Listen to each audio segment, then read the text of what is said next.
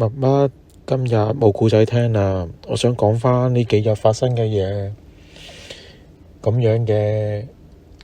我諗上個禮拜到啦，有一日我好忙，整緊嘢，佢就揾我，跟住我因為好忙就冇理佢啦。跟住佢仲煩住我，跟住我就忍唔住發咗脾氣鬧一鬧佢，跟住佢就嬲咗我啦，冇傾幾日偈啦。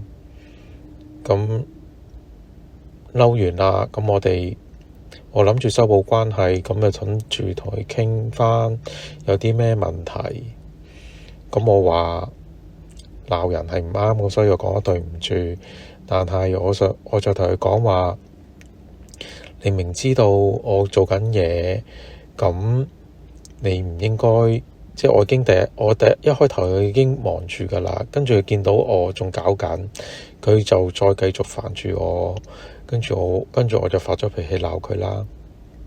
跟住我話你對咗我咁耐，你知道我嗰陣時係做緊嘢噶嘛？咁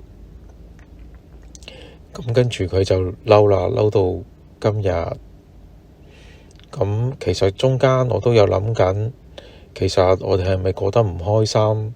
諗住同佢講，問下佢，如果覺得唔開心，不如分開啦。